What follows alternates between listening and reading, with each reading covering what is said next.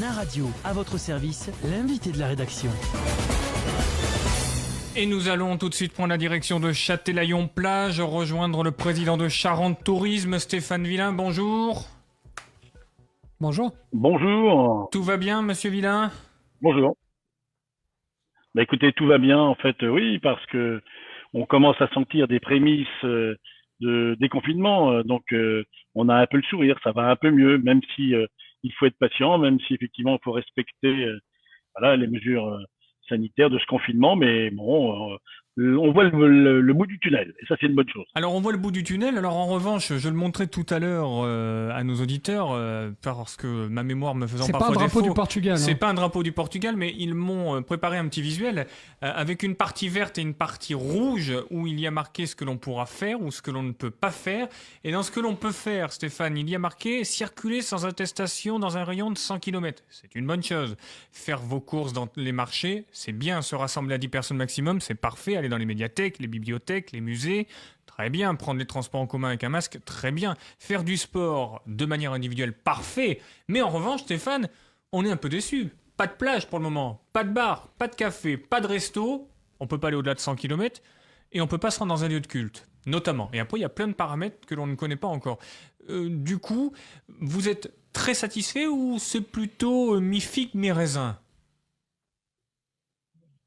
Je serais tenté de dire que c'est plutôt mi-figue, mi-raisin. On attend maintenant d'avoir effectivement des annonces beaucoup plus précises, beaucoup plus claires.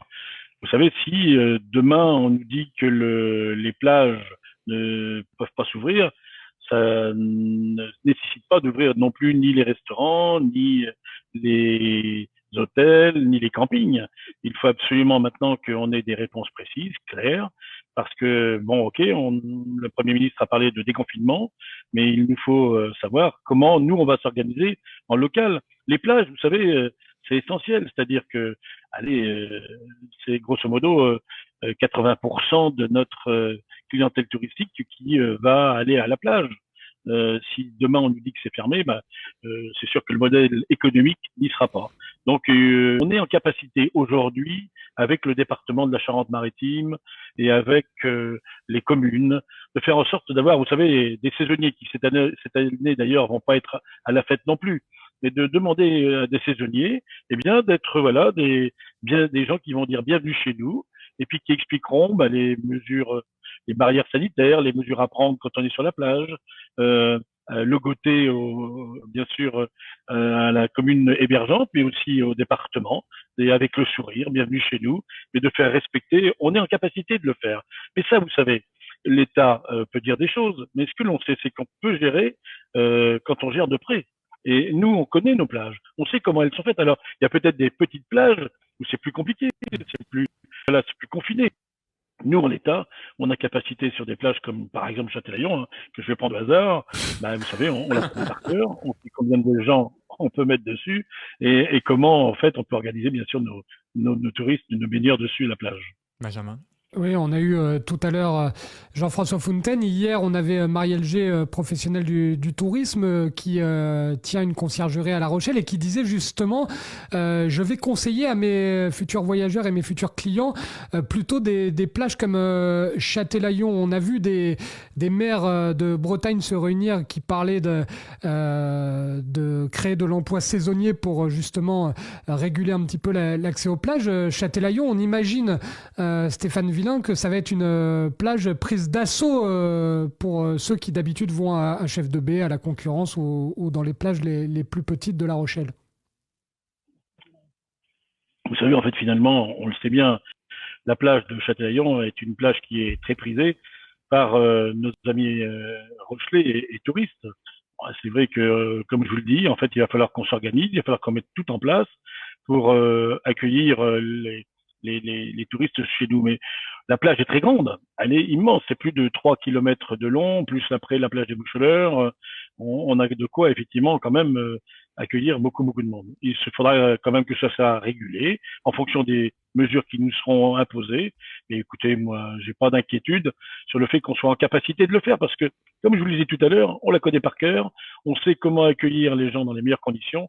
Et c'est vrai que avec effectivement la volonté à la fois de la commune et du département de mettre en place, voilà, c'est bienvenu chez nous, ça va se réguler gentiment. Moi, j'ai pas forcément beaucoup d'inquiétude. Si jamais elles sont ouvertes, oui, on saura les accueillir et dans les meilleures conditions.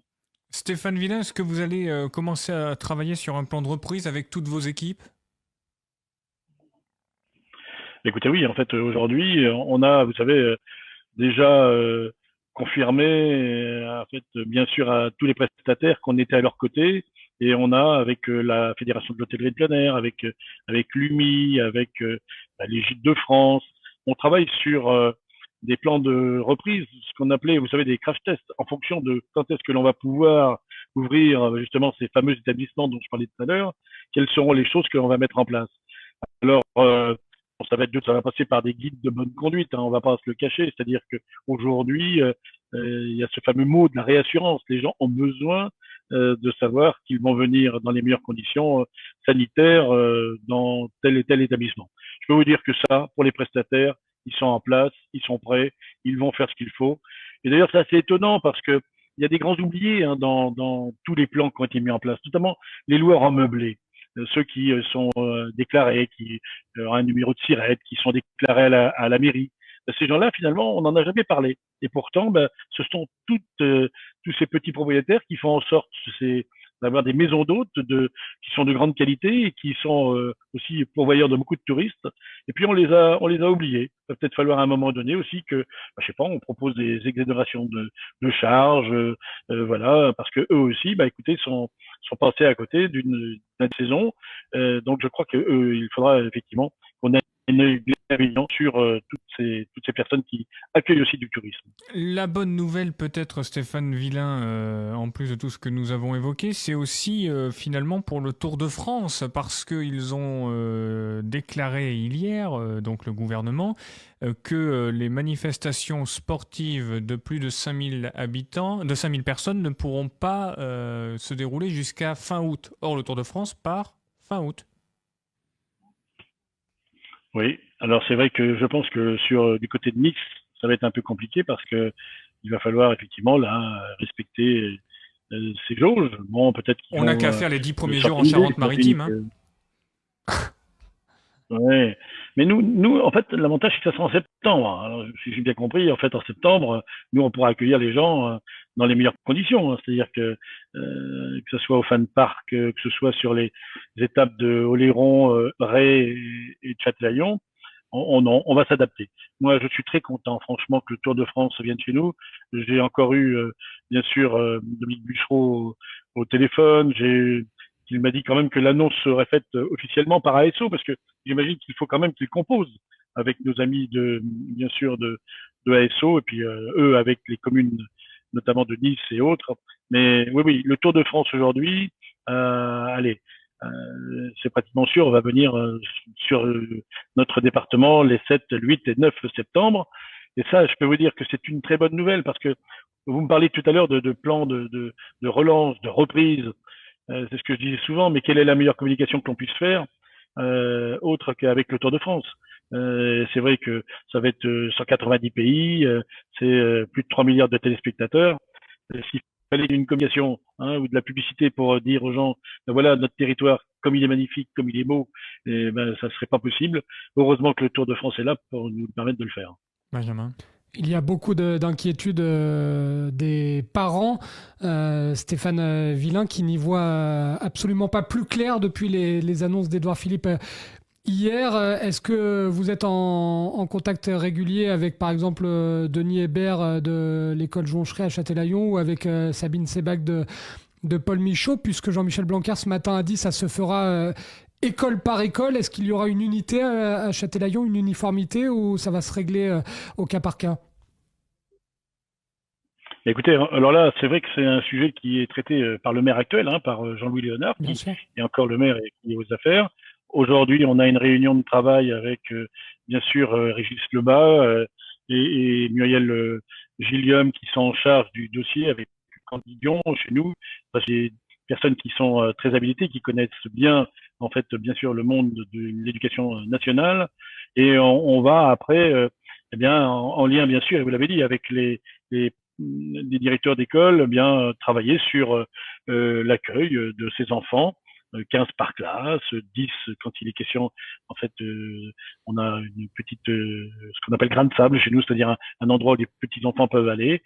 Comment s'organiser pour pouvoir faire en sorte que, bah, voilà, ils respectent ces barrières sanitaires. Mais si, à Châtelaillon, en fait, on est en capacité de le faire, bien sûr, en collaboration avec, comme vous l'avez dit, les directeurs d'école. Ça va faire presque 2 mois que nous sommes dans cette crise du Covid-19, dont on rappelle qu'elle a fait 40 morts dans notre département, qui devrait être classé vert par le gouvernement. On rappelle que le gouvernement a annoncé hier le principe de 3 couleurs pour ce déconfinement avancé, donc vert, orange et rouge. Stéphane Villain, avec du recul, quelle est l'analyse que vous faites de cette crise du Covid-19 ? Bah, écoutez, moi je pense qu'effectivement, il était souhaitable que l'on soit confiné parce qu'il y a eu des grandes inquiétudes. Il fallait voilà, que chacun soit respectueux de l'autre, si je puis dire, et ça a touché des populations, souvent des populations âgées, donc il fallait être très attentif, et ce confinement était indispensable. Maintenant, c'est vrai que sur des territoires comme les nôtres, on a bloqué toute une économie, il faut bien le dire, en ayant trop de cas sûrement, mais quand même beaucoup moins que dans d'autres territoires. Donc je comprends bien l'histoire de département par département. Tout ça va être assez difficile à appliquer, mais bon. Ce que je voudrais maintenant, c'est que on explique très clairement. Par exemple, nous, on a fait une étude avec Charente Tourisme. On s'est aperçu, vous savez, on a un système qui s'appelle Fluvision. On voit les flux en fait à partir des téléphones. Donc, on sait combien de personnes sont sur notre territoire à l'instant T. On ne sait pas si c'est Monsieur Dupont ou Monsieur Durand, mais c'est encadré par la Commission nationale de l'informatique et de la liberté. Et on s'est aperçu qu'avant le confinement et après le confinement, on a eu un déplacement sur notre territoire d'à peu près de 10 à 12 000 personnes. Voilà les dernières stats que l'on a. Et on n'a pas constaté, et ça c'est plutôt rassurant, même si c'était encadré, même si c'était pas souhaitable de le faire, mais on n'a pas constaté de foyer supplémentaire de Covid. Donc voilà, c'est pour ça que je reviens un peu aussi à ce qu'on disait tout à l'heure, les 100 kilomètres. Vous savez, il y a 95 000 résidences secondaires dans le département. Et souvent, ce sont des résidences secondaires de gens qui habitent sur l'axe A10, c'est-à-dire Poitiers, Niort, Poitiers, Orléans, Tours, etc. Paris, bien sûr. Et ces 95 000 résidences secondaires, c'est important aussi pour le matelas économique de notre territoire. Si les gens ne peuvent pas venir chez eux cet été, là aussi, ça va être un peu embêtant. Donc oui, je pense qu'il était souhaitable effectivement de confiner. Je pense que c'était même indispensable. Et maintenant, bon, il faut regarder ça de près, de façon à ce qu'on puisse quand même permettre maintenant des déplacements. Qu'est-ce que vous allez faire dans les jours à venir ? On va avoir Bertrand Rivière, le président de l'association de l'hippodrome de Châtelaillon, qui va nous annoncer les mesures. Il nous a dit que ça changeait considérablement la donne pour lui avec des pertes de recettes. Vous allez toujours répondre et soutenir tous ceux qui éprouvent des difficultés parce qu'on vous voit très actif comme d'habitude, Stéphane Villain. Mais écoutez, c'est vrai qu'il faut qu'on soit de toute façon aux côtés de ceux qui animent en fait voilà la Charente-Maritime. J'ai eu l'occasion en fait d'avoir au téléphone hier par exemple Philippe Tranchet de Violon sur le sable et tant d'autres, hein. Mais c'était la mort dans l'âme qui nous annonce en fait que cette année il ne pourra pas le faire. Pour lui c'est tellement viscéral, c'est tellement son bébé, c'est tellement en fait voilà ce qui l'anime, je dirais au quotidien, que quand vous avez en fait ces gens-là qui vous appellent et qui sont en pleine détresse, vous dites, mais attends, mais il faut absolument qu'on soit à leur côté. Le département de la Charente-Maritime, sous la volonté, en fait, bien sûr, de Dominique Bussereau, veut accompagner toutes ces personnes qui animent le territoire. Parce que l'année prochaine, en 2021, on aura besoin d'eux. On aura besoin qu'ils soient là pour continuer à faire en sorte que cette Charente-Maritime qui est belle soit aussi attractive et soit animée. Et je pense aux francophonies, je pense à tous nos sites en scène, je pense à tellement de monde, en fait, voilà, qu'il faudra qu'on fasse en sorte, effectivement, que le département soit partenaire. Ça sera certainement au détriment d'autres choses, mais c'est pratiquement indispensable parce que si l'année prochaine les gens viennent chez nous et puis qu'il n'y a pas effectivement d'animation à proposer et que c'est terne, non, ça sera pas souhaitable. Donc ouais, c'est vrai que vous l'avez dit, l'hippodrome de Châtel fait aussi partie de ces équipes structurantes qu'il faut soutenir. Donc on aura un œil attentif bien sûr aussi, comme sur les autres, voilà, pour être à leur côté. Et puis on pense également au Stade Rochelais qui va vivre des heures compliquées si jamais le championnat doit s'arrêter, puisque le gouvernement a dit que c'en était fini de la saison. Et on sait que les partenaires, Jean-François Fountaine nous l'a dit, que les collectivités seront là pour venir en aide à ce fleuron de l'industrie sportive de notre département. Et je présume que vous, ce sera le cas également, Stéphane. Bien sûr, en fait, le département se doit d'être à côté en fait du monde sportif, que ce soit d'ailleurs le sport collectif comme le sport individuel. D'ailleurs, il y en a quelques-uns qui se préparaient aux Jeux Olympiques, hein, et donc là aussi, c'est bien sûr malheureusement annulé pour eux, mais il faut qu'on soit là, il faut qu'on soit à leur côté. Alors, j'ai eu l'occasion d'en parler bien sûr avec les collègues du département, et comme je le dis bien sûr avec Dominique Bussereau, on a, voilà, on dissèque, si je puis dire, chaque sport, chaque discipline pour être les accompagner dans cette crise qui est difficile. Et on sera à leur côté. En fait, vous savez, notamment sur les filles en scène, on a décidé de donner 50% dès le départ, dès tout de suite, là, et de voir avec eux les dépenses engagées pour qu'on soit les accompagner. Oui, complètement. Et Site en scène reprendra de la vigueur l'année prochaine, on s'en doute bien évidemment. Et puis on se pose quand même la question, on va tenter de l'appeler dans les jours à venir, mais concernant l'avenir de Charline Picon, parce qu'elle avait annoncé qu'elle partait à la retraite ou pas. Stéphane, vous avez des infos ? Ça m'étonnerait que Charline parte à la retraite sur, en fait... On est d'accord. Elle va défendre son titre, bien sûr. Mais elle avait dit qu'après Tokyo, mais comme il n'y a pas Tokyo... C'est pas la seule, hein, Teddy Riner, la légende du sport français aussi. Hein. Ouais. Non, mais c'est vrai que Charline, c'est quelqu'un qui a une énergie, en fait, volonté extraordinaire. Et c'est notre fleuron de Charente-Maritime. Mais non, je la vois pas s'arrêter comme ça. Ça m'étonnerait qu'elle finisse sa carrière à cause, effectivement, de cette pandémie.